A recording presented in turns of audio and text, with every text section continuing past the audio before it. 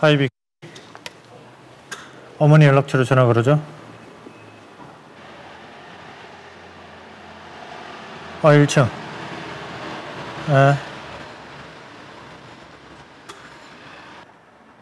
이곳은 원준 씨가 살고 있는 전셋집. 자기 집에 돌아왔지만 혼자서는 들어갈 수 없습니다. 갖다 씁니다, 이거. 아이고, 내 집은 아니지만 이 집이 편하네. 중증 척수 장애인인 원준 씨는 머리로 휠체어를 조종합니다.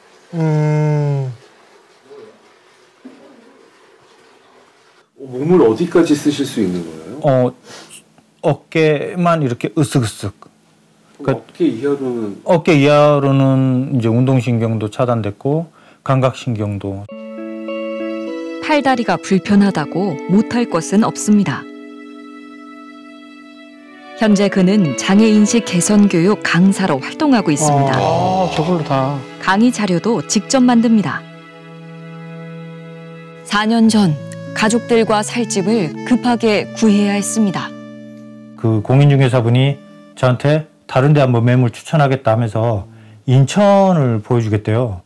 와서 딱 봤는데 생각보다 넓고, 그리고 휠체어로 화장실 가야 되기 때문에 화장실 문을 열었을 때 변기가 정면에 있어야 되거든요. 맞네. 저 같은 경우에는. 그런 것도 딱 완벽하게 다 조건이 맞아진 거예요. 밖에 숲이 보이더라. 숲세권 있다고. 그리고 또 좋은 게 지하철역하고 가깝다. 조용하지, 또 햇빛 잘 들어오지, 또 숲 보이지. 그러니까는 어머니도 되게 마음에 들어 하셨어요. 깨끗한 신축 빌라. 입주를 망설일 이유가 없었습니다. 그렇죠. 문제는 2억 원이 넘는 전세금이었습니다. 예. 1억 3천만 원은 이제 은행에서 대출을 받았죠. 전세자금 대출. 나머지 부분을 어머니 그 돈으로 전부 다 채워 넣은 거니까 100만 원 빼고 어머니가 했네요. 7천만 원.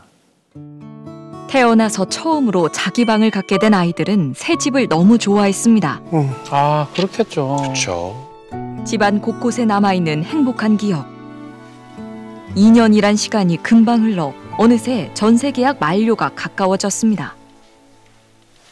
이제 뭐 언제 만기인데 연장을 할 거냐 아니면 뭐 나갈 거냐 뭐 이런 식으로 물어봤었던 것 같아요. 그러면 연장하겠다. 등기부등본 확인해 보셨어요? 예, 그럼요. 봤었죠. 그때도 뭐 다른 근저당이나 이런 거 담보 잡히거나 전혀요. 예. 별다른 특이 사항 없이 깨끗했던 등기부 등본. 심지어 채권 사항이 기재되는 을구에는 기록 사항이 아예 없었습니다. 원준 씨는 망설일 것 없이 2년을 더 살기로 계약을 맺었습니다. 저 계약서 쓸 때마다 정말 되게 흔쾌한 마음으로 기쁘게 쓰셨거든요. 그렇죠. 쓰고 이제 저희 딸이 도와줘서 쓰고 그래도 한 2년 신경 안 쓸 수 있겠구나 이런 생각했었죠. 그런데 올해 1월 청천벽력 같은 소식이 날아들었습니다. 갑자기 장문의 문자를 보내온 집주인. 내용은 충격적이었습니다. 집주인이 전세 보증금을 돌려줄 수 없다고 일방적으로 통보해 온 것입니다. 예? 2억을 못 준다는 걸 문자로 했다고요? 그 문자를 보고 이게 거짓말 같잖아요. 거짓말 같죠. 전세 보증금을 못 주겠다. 줄 형편이 안 된다. 이게 무슨 소리지 하면서 그 문자 메시지를 읽고 또 읽었던 것 같아요. 2억 원이 넘는 전세금을 못 돌려준다는 집주인. 무슨 영문인지 직접 확인해야 했습니다. 아무리 전화를 걸어도 집주인과 통화를 할 수는 없었습니다. 이렇게 많이 전화를 했어요. 너무한데요? 더 괘씸한 게 신호는 가는데 안 받아요. 전화기는 켜져 있는데 안 받죠. 안 받는 건 일부러. 예. 알고 보니 이 집은 전형적인 무자본 투자로 매매된 집이었습니다. 전세가와 매매가가 같은 것은 물론 계약금과 잔금을 치르는 날까지 동일했습니다. 건축주가 새로 지은 빌라, 노갭 투자자와 전세 세입자가 나타나면 거래가 시작됩니다. 세입자는 건축주에게 전세금을 주고 빌라에 입주합니다. 전세금을 챙긴 건축주는 소유권을 넘기고 노갭 투자자는 새로운 집주인이 됩니다. 아, 그럼 자기 돈 10원 한 푼 없이 집주인이 되는 거네요? 지금 2억 100만 원의 전세금이잖아요. 예. 지금 현재 이 집의 매매가는 얼마 정도? 대략 알기로 1억 7, 8천. 역전됐죠. 예. 그 깡통 전세죠, 한마디로.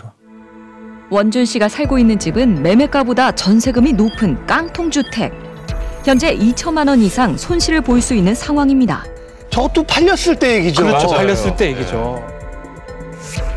아니 2억 2천만 원 빌라가 1,530만 원에 낙찰됐다고요? 말이 되나? 16번이나 유찰됐어요. 네.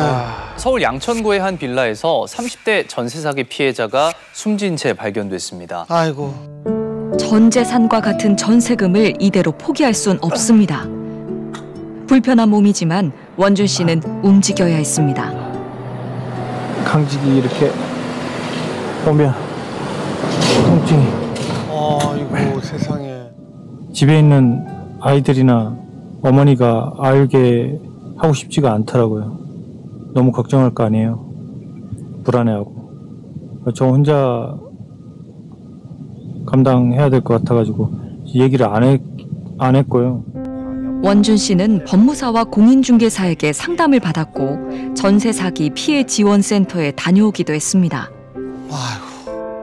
가장으로서 책임을 다하기 위해 백방으로 뛰며 할 수 있는 모든 노력을 했습니다. 하지만 원준 씨에게 돌아온 대답은 절망적이었습니다. 지금 현재 전세 사기로 입증할 만한 상황은 아니다. 기한이 남은 사람들한테는 그렇게 얘기가 되나 봐요. 아직은 확정된 게 아니니까 네. 피해자가 아니다. 네.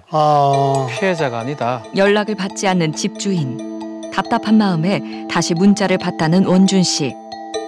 어쩌면 전세 사기 피해자가 나 혼자만은 아닐 거란 생각이 들었습니다. 인터넷에서 집주인의 신상을 찾아본 원준 씨. 그랬더니 놀라운 검색 결과가 나왔습니다. 도대체 뭐가 나왔습니까? 바로 원준 씨와 같은 집주인에게 전세금을 건넨 사람들의 대화방이었습니다. 그렇게 모인 사람들이 무려 50여 명이 넘었습니다. 아이고. 단톡방으로 들어가게 됐고 거기 들어가 보니까 이제 피해자들끼리 서로 힘냅시다. 한번 뭐 우리 견뎌내 봅시다. 우리는 죽지 맙시다. 막 이러고 있거든요. 근데 사실은 피해자들이 한두 명이 아닌 거를 확인을 하게 되니까 더 정말 불안하더라고요. 이 집에 이사 온 지 4년째. 어머니는 단 하루도 방문을 닫은 적이 없습니다. 항상 귀를 쫑긋 세우고 있는 어머니. 언제 아들에게 도움이 필요할지 모르기 때문입니다. 아이고, 어머니가 원준 씨의 그 팔다리 역할을 지금 하고 계신 거잖아요. 네. 옷을 입고 벗는 것도, 휠체어에 오르내리는 것도 어머니의 도움이 없으면 불가능합니다. 아들이 처음부터 장애가 있던 것은 아니었습니다. 대한민국 군인으로 기갑부대에서 근무했던 늠름한 아들. 이 세상에서 가장 착하고 가장 잘생긴 아들이었습니다. 하지만 아들은 자전거를 타던 중 불의의 사고를 당했고 중증 척수 장애를 갖게 되었습니다. 아이고. 내가 이 전세 사기를 당할 수 있다는 생각 해본 적 있으세요? 안 해봤죠. 우리한테도 이런 일이 있을까 봐 생각 어떻게 해봤겠어요, 사람이. 내 자식이 이렇게 장애인 된다는 생각은 진짜 꿈에도 안 해봤는데 내가 그런 일을 지금 겪고 있잖아요. 그럼 이 전세 사기 같은 것도 이렇게 말은 들어봤지만은 또 내가 이렇게 저기 할 줄은 몰랐고요. 근데 만약에 그럼 강제로 나가라고 하면 어떻게 하실 거예요? 저희들도 보태야죠. 어떻게 나가, 어디로 가요? 야, 참. 아유. 천천히. 이쪽으로 약간 삐뚤어져. 아들 앞에서는 내색하지 않지만 어머니 역시 이 집에서 계속 살 수 있을지 걱정이 앞섭니다. 전세 계약 만료까지 5달도 채 남지 않았습니다.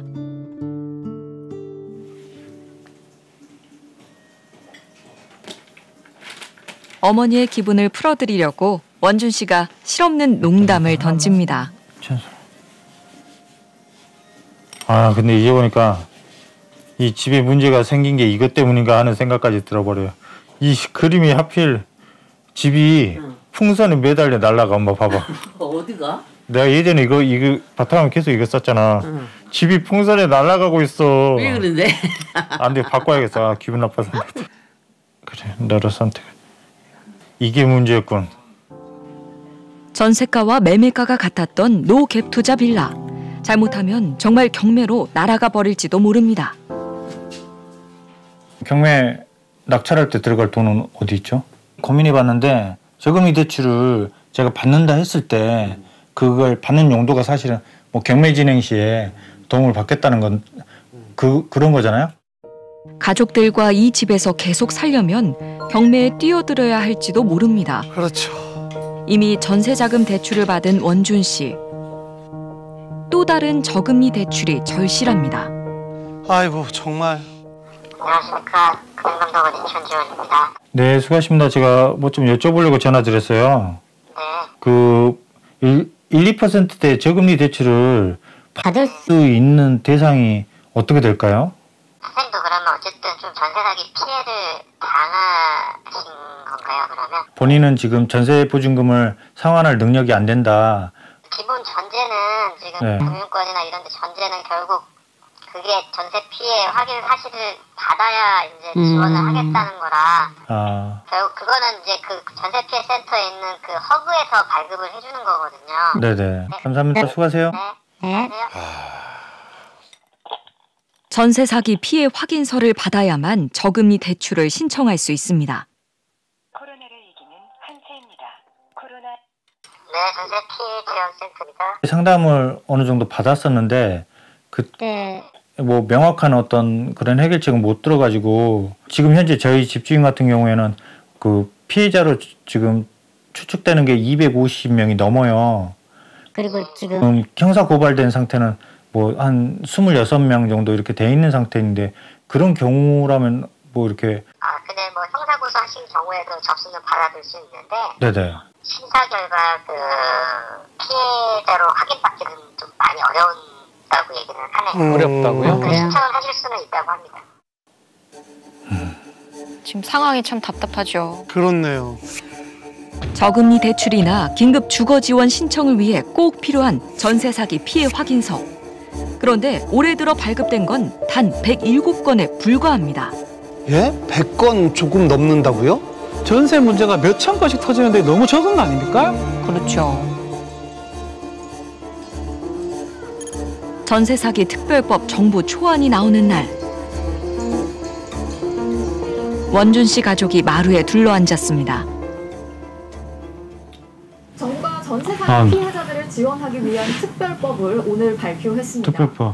특별법은 피해 주택을 매수하느냐, 거주를 보장하느냐 하는 투 트랙입니다. 관건은 법안에서 제시한 6가지의 요건을 갖춰 피해자로 인정받을 수 있는 겁니다. 자, 그런데 사기 피해자로 인정받기 위해서 충족해야 하는 조건들이 워낙 까다로워서 피해자 대책위원회는 저게 문제야. 반대 입장을 밝혔습니다. 내가 피해자인 거를 입증해야 돼. 야, 참. 전세 보증금을 못 받는 상황이면 무조건 피해자로 인정받아야 되는 거 아닌가요? 집주인이 뭐 한두 채 가지고 있는 것도 아니고 수백 채를 가지고 있는 상황이면 그 갭 투자해가지고 하는 방식으로 지금 깡통 전세 만들어 놓은 거잖아요. 그러면은 무조건 이건 보나마나 전세 사기 피해자로 인정을 할 수밖에 없는 상황일 것 같은데. 오늘 처음 알게 된 거라 사실 지금 많이 고민하고 있어요. 여기서 좋은 친구들 많이 사귀었고 또 이사 가게 되면 멀어질 수도 있으니까. 전세 기간이 끝나면 어떻게 되는지도 모르고 잘 모르니까.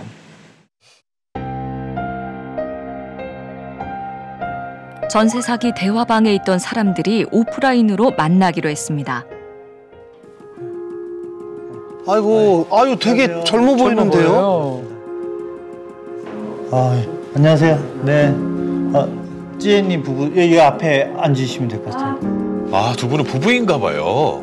저희는 1억 9,200이 전세가고요. 저 8천만 원. 전세 8천이란 말씀이시죠? 네.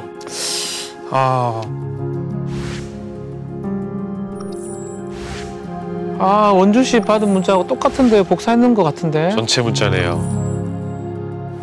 나는 집주인을 본 적이 있다, 손으로.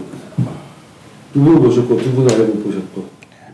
저희는 계약할 때 이 사람이 왔었어요. 아 진짜요? 이 뿔테 안경도 이 머리도 저 모습이었어요 지금 딱 사진처럼? 아니 사진처럼 이렇게 단정한 정장을 입고 있지 않았어요.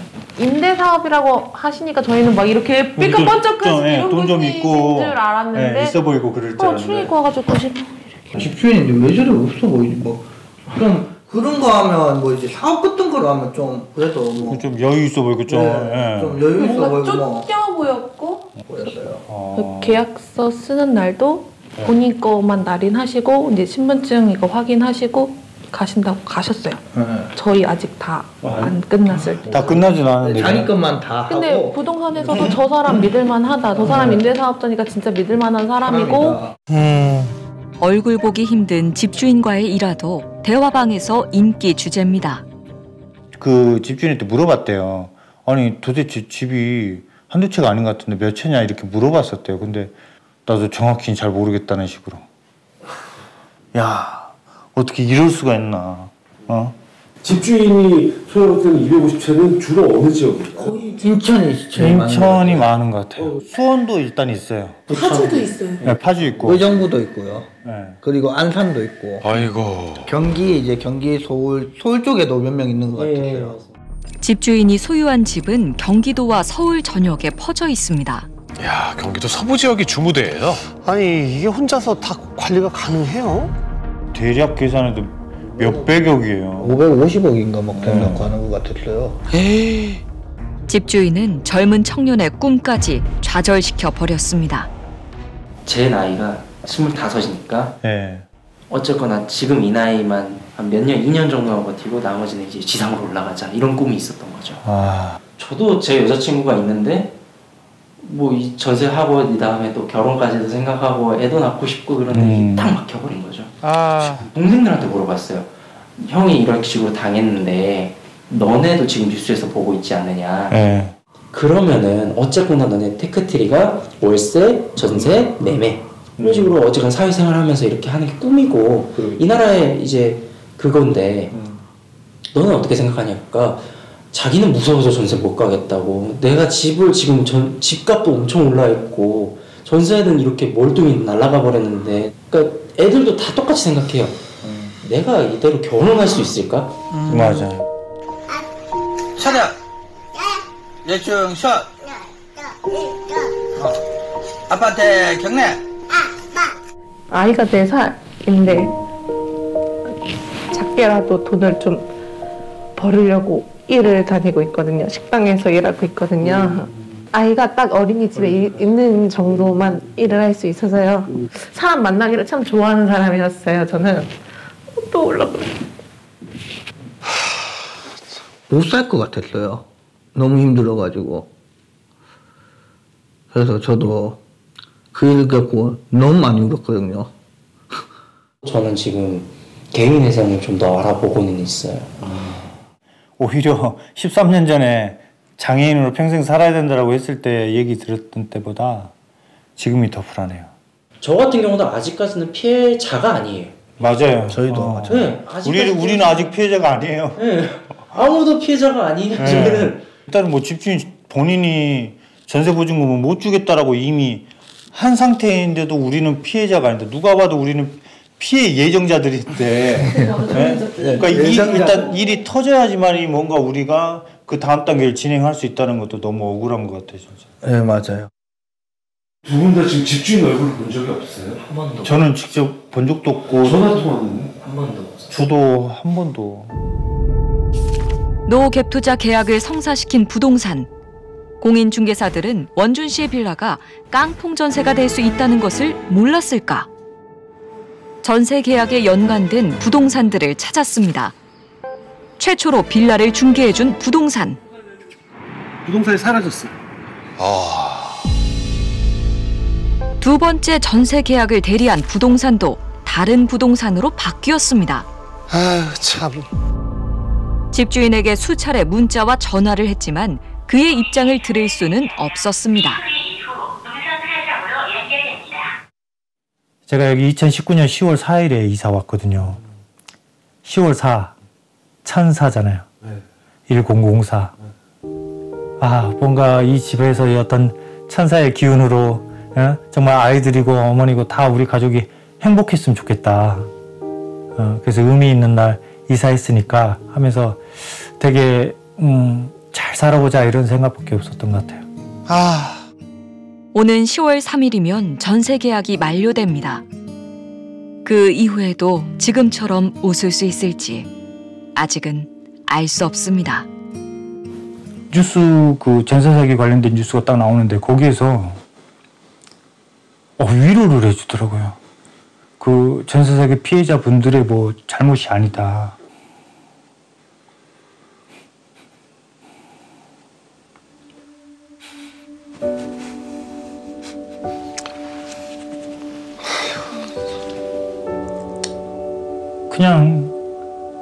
그냥 전세 세입자예요.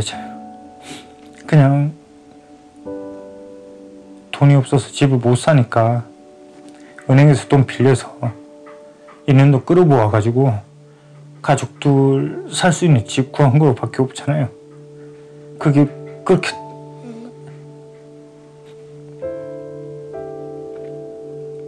나쁜 게 아니잖아요.